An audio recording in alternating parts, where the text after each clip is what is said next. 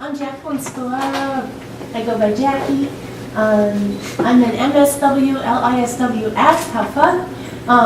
It means I'm a Master of Social Work, and I have my licensed independent social work degree, or license, and I am a supervisor designation. Basically what that means is that I'm able to diagnose and treat mental illness. And then I'm also able to supervise people who are learning how to diagnose and treat mental illness. And I've also had a heart minor transplant since 1997, 15 years. Wow. And we are having a good time together. Flow. Flow is one of my favorite theories.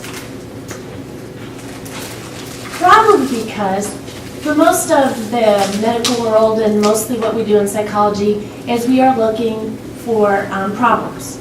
We are looking to diagnose and treat mental illness. But flow is about happy, healthy, normal people. So I like that. It's the experience of happiness, and it's our psychology way of describing happiness and life satisfaction.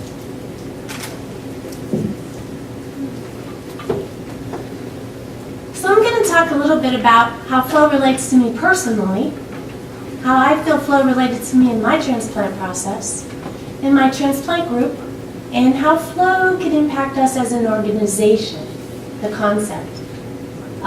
Finding happiness in the midst of tragedy, I think speaks to some of what we've already talked about today, and what we're probably going to be talking about with some of our other speakers. In 1991, I lived in Montana. I loved it. Hiking, parents owned a natural fruit store. I was having a great time, had a physical. Doctor said I was healthier than he was. But my husband and I realized that if we were ever going to really do much in our lives, we needed a college education. Not a lot of colleges in Montana, especially in the mountains where we live, which look a little bit like that. So we moved to Ohio. We had an opportunity with the unemployment office, actually, because there were no jobs in our area, to move anywhere in the country that we wanted to go that would have jobs. So we came here. Not here. We came to Ohio. I said my husband put Ohio on the slide to remind me I wasn't in Ohio when I was talking. At that point, I felt in control of my life. I was looking forward to the possibility of finding a college and living in a new place and all the things that were ahead of us. We had plans, goals, and objectives, and I felt that we had adequate skills to meet the challenges. Those are also the components of flow. We were on track.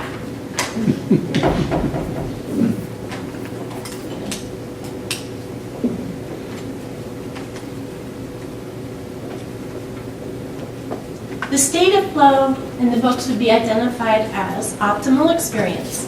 This is a high state of order in which psychic energy flows freely.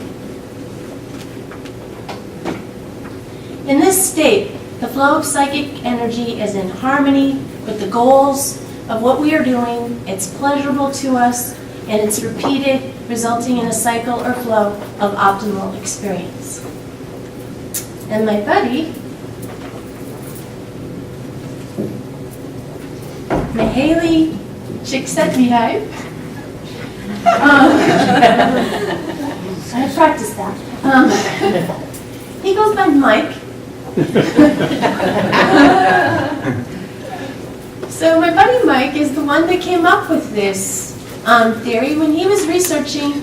You know, we're psychologists. We talk about people's mental illnesses and their symptoms and their disorders. What about what we do right? What about order? What about happiness? And so he's the one who gathered a lot of research, a lot of people all over the world, and he found that no matter who you were, whether you lived in poverty, whether you were rich, whether you had a lot of skills or very few skills, you described the satisfying life experience, happiness in a flow-like way. That when you felt you had flow, when you felt like you were doing something that you were good at, that was orderly for you, that was challenging, and you had the skills for it, you described it in a flow-like way. He says, you know, we have something that's kind of universal. And we have a hard time getting a good, solid definition of happiness and satisfaction. But we have a good definition of flow. And it seems to be across the board what it means to people. And then again, it means kind of a completely focused motivation, control, single-minded immersion and interest, clear tasks, goals, or objectives, and the balance between challenges and skills. Some of the examples I would use would be music, when people are writing music, or playing music, or listening to music. When people are painting, or drawing, or writing a poem, or listening to a poem. When we're engaged in a sports activity, when we're engaged in training, or in watching. Yoga is probably the best highly organized form of flow that there is. Tai Chi, lots of religious examples for flow. The chart that they came up with to kind of describe where flow and the opposite of flow might be is in the lower inside corner we have apathy, and up at the top we have flow. So as our skills increase and the challenge increases, we come to a flow-like state.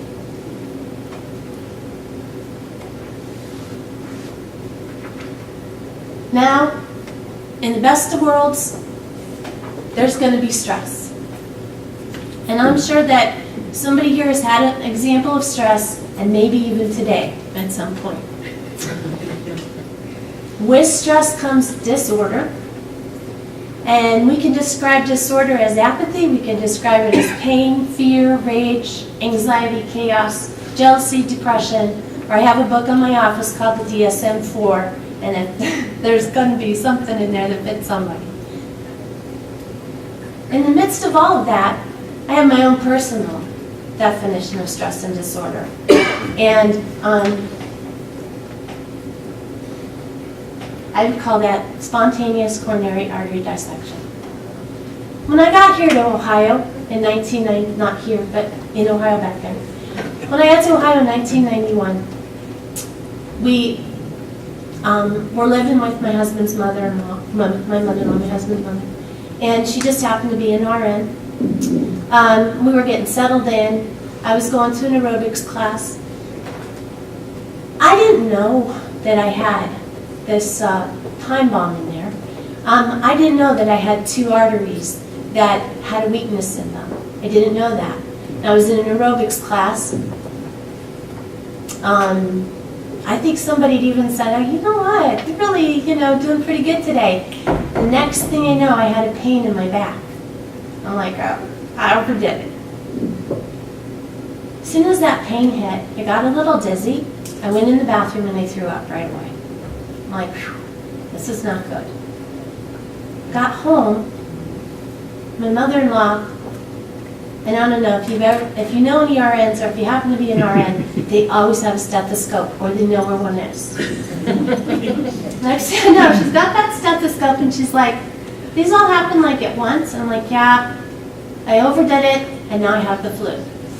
She's like, I think we should maybe go up to see a doctor. I'm like, I want to go lay down. She's like, well, I don't know. There's a whooshy sound. So we went up to see, just new town, no insurance. Okay. Went to see this doctor. He did EKG, never had one. He said, a little funny. We should probably send you up to the hospital. Like, seriously? And we get up to the hospital. They're running tests. I'm in the ICU. They've got me hooked up. I now know what heart enzymes are. I now know what radiating means. I'm learning all this stuff. I'm like, okay, guys, I really would like to go home. No heart enzymes. Nothing wrong with me. I don't smoke. I don't drink. I don't do drugs. No family history of heart disease. Good cholesterol. No diabetes. They're like, you know, we don't know what happened. We don't know why your EKG is a little funny. If this ever happens again, let us know. I'm laying in the hospital bed. I can see these doctors going over to check me out, whatever. And darn if it didn't happen again. Now I know that this pain in my back is radiating. And I'm getting dizzy. Now, I really was not doing aerobics at that point in time. Being good. I'm like, okay. She looks at me. I said, you know, 1 to 10 scale. I'm saying, we started at 10. Says, your monitor's not saying anything, you know. I'm like, 10. And it was like, she comes over to the side of the bed. I threw up, and I was gone. If I had been home, I would not be here today. The ambulance would not, I wouldn't have even known to call 911. The ambulance wouldn't have got there in time. It would have been done. When I woke up, I had tubes everywhere that you could put a tube, and I was tied to the bed. And I don't remember who was there first off, but I just remember it going through the tube. This is not the flu, is it? They're like, no. They still did not know what was wrong with me. They ran all those tests, could not find anything wrong with my heart. So they went and did a heart cath on Friday and took a look inside. Nothing wrong. Could not find a problem. On Saturday morning, they gathered up whatever doctors wanted to sit and review the films, and an intern who had just read an article on spontaneous coronary artery dissection said, maybe that's what we're looking at. We won't see it though, because arteries are amazing. They're like slinkies. They are designed to withstand all kinds of stress and pressure and move, especially heart arteries. And when you have an aneurysm, it makes a hole this way in the slinky. But have you ever tried to tear the slinky that way? It's not possible. Unless somehow, some way, there was an injury of some sort that got underneath the layers in the walls of the artery, so that somewhere along the line, it tore this way.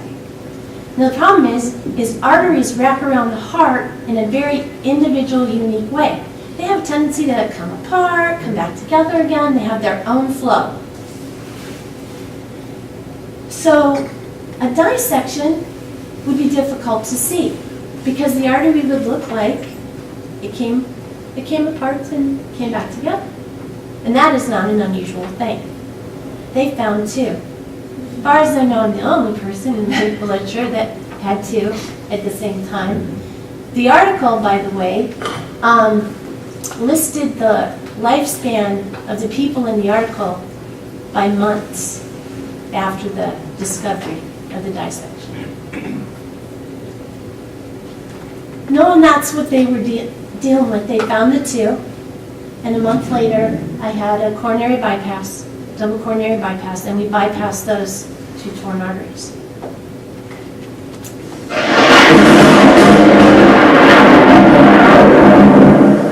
That's kind of what it felt like.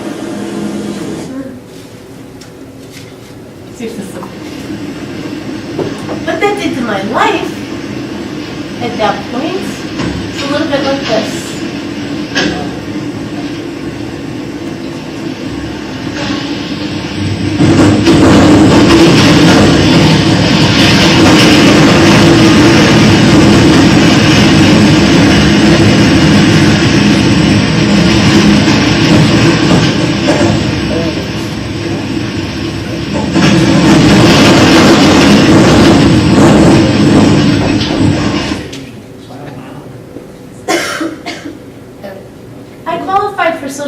security right away because my heart was really traumatized by what it went through.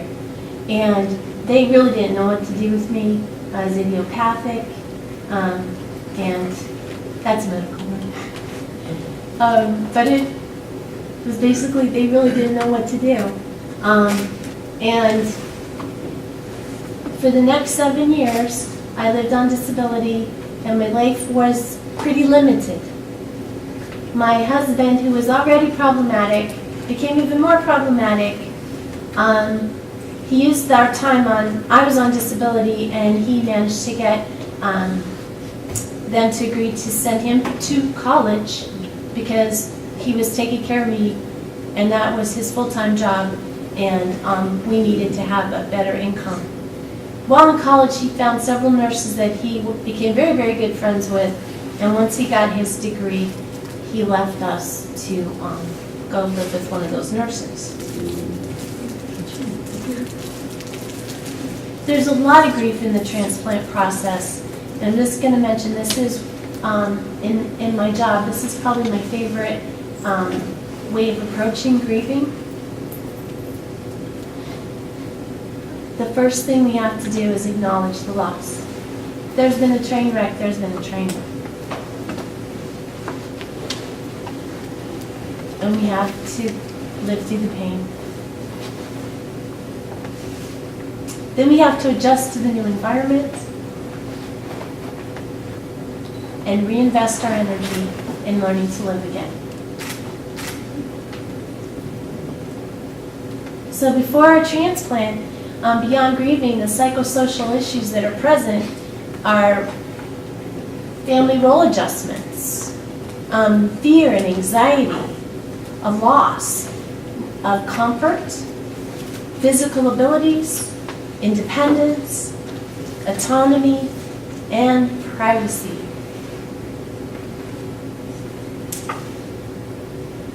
When Stephanie was talking about hot states, I was thinking, I have a slide for that.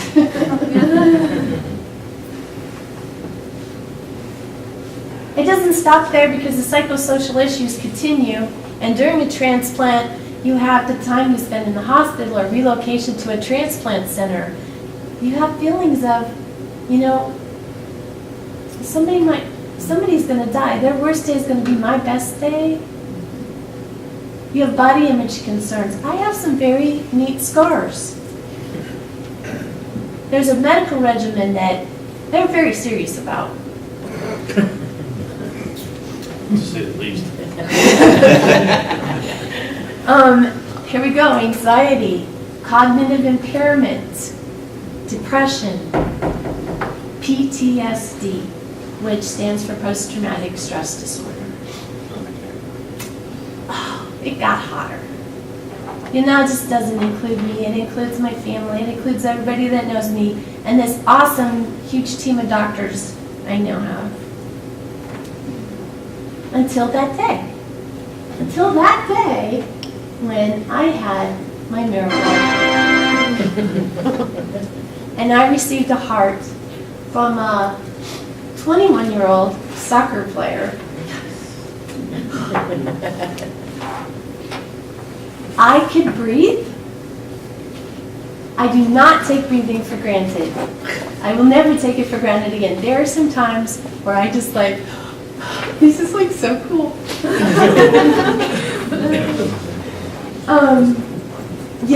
I can sleep, I can eat. I don't have machines and oxygen tanks following me around. I'm cool. I am having a good time. My train is back on track. It is now a different track. Things have changed greatly in the 15 years since I got my heart. Husband one left before the transplant, okay? And he's gone. Husband two, he's amazing. It's amazing. He's just amazing. Yeah. My two kids are now grown and married. I have 5 grandkids. I have extended family. I'm having a great time. After transplant, we have some more adjustments though. We're adjusting to a new flow, a new shift in our lives. And everything has changed. We have a new lifestyle. We're continuing to cope with follow-ups and medical regimens and side effects to those. And being immunosuppressed is not a small matter. Different kind of flow. Now I think at this point, that's where everybody should have said to you, you need to go to TRIO. And as you approach the stress and transplants, what can we do? There's a lot we can do. Everybody knows about post-traumatic stress disorder or has heard about it. And anytime you have a traumatic situation in your life, you're at risk for post-traumatic stress disorder, which refers to a negative psychological change resulting from a stressful life event. What I think is kind of cool is you also have post-traumatic growth. When you've just had a life-threatening experience and you survived it, sometimes it's a wake-up call. Sometimes it's like, whoa, I'm going to make the most of every day. I'm going to breathe at every opportunity. And I'm going to enjoy it. And that's a positive psychological change resulting from a stressful life event. We need both of those people in our TRIO groups. And both of those people need to be in our TRIO groups because somebody that's having PTG wants to talk about it. They want to be involved. They want to do things.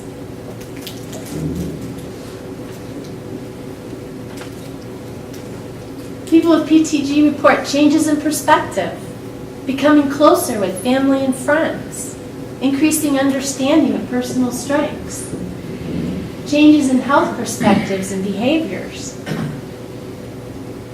and changes in religiosity and spirituality.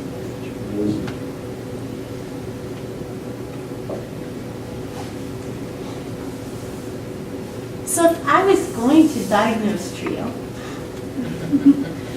with the concept of flow in my mind, the Akron Canton TRIO group is an awesome group.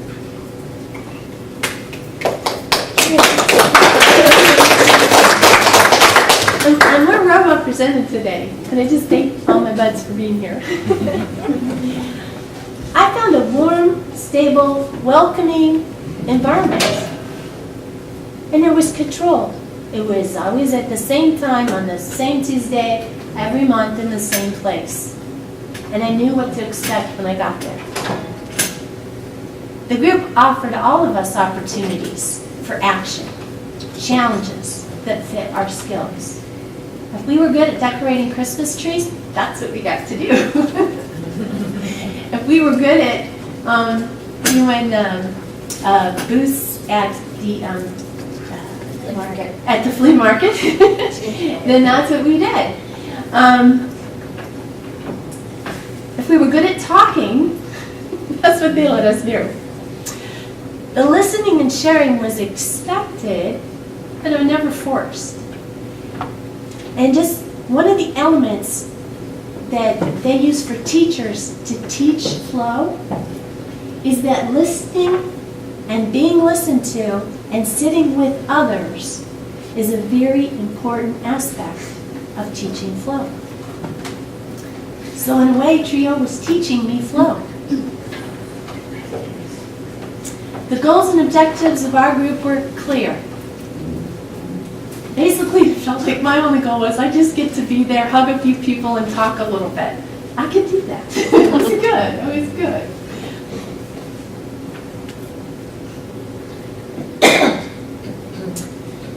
So my friend Mike says that to improve quality of life, increase your flow, we need to structure the environment and train people to recognize opportunities for action, hone skills, and set reachable goals.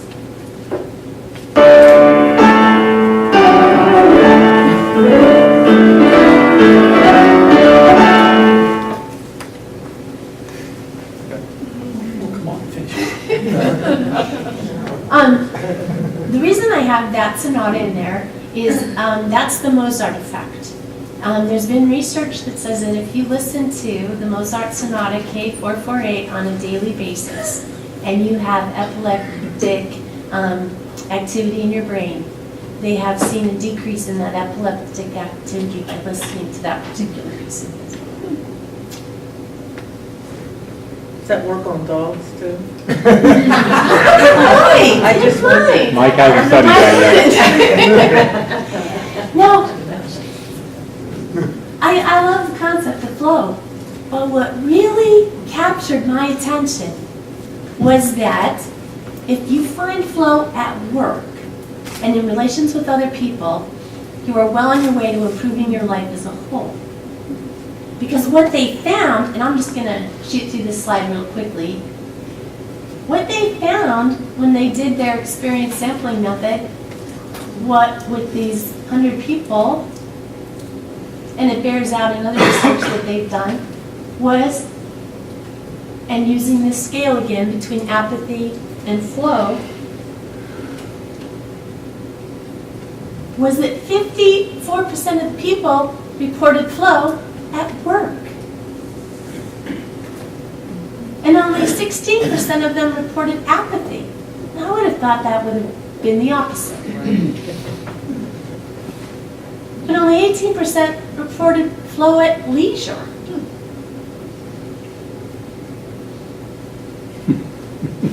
More people reported apathy at leisure. Well, you know, the business world has taken this concept of flow, and they're looking at it, and they're incorporating it in their organizations. How can we increase flow?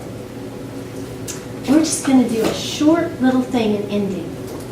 And I want you to consider that question. If you don't remember anything, if you don't remember how to pronounce Mike's whole name, that's okay. What I want you to remember, what I want you to come away with, how do I increase flow in my life, in my TRIO group, and thereby in the TRIO organization as a whole. Now, you should have cards.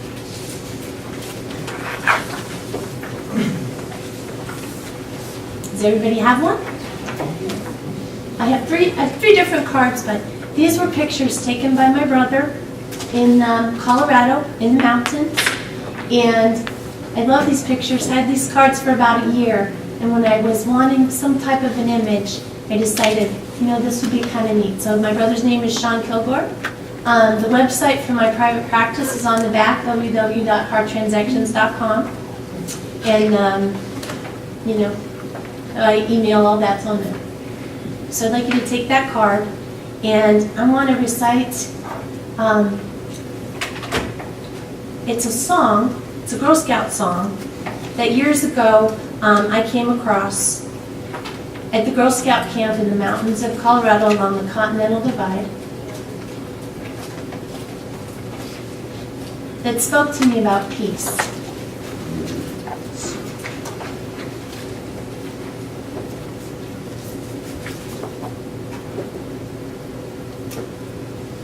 I know a place where no one ever goes.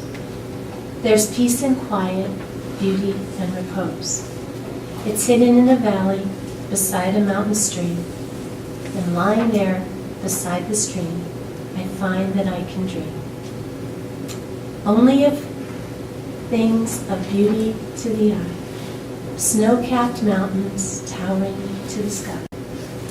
Now I know that God has made this place for me. One can imagine themselves as if in a dream, climbing a mountain or down a steep ravine. The magic of this peace and quiet always shall stay, to make this place a haven each and every day. Oh, how I wish I'd never have to leave, and all of my life such beauty to receive.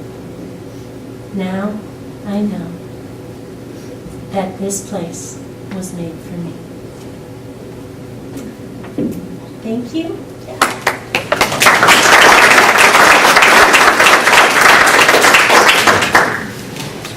Jacqui, thank you. much needed in our lives. I was looking at that chart you had up there, and I was matching the skills and being used in preparing for this leadership summit and the stress and so forth. I think I was up there someplace in the top. A lot of anxiety, but feeling good about what was coming up. And Max, we have a book for you, Finding Joy. You've already found joy in your life, but that might give you some more inspiration. Jacqui, thank you very much. Thank you.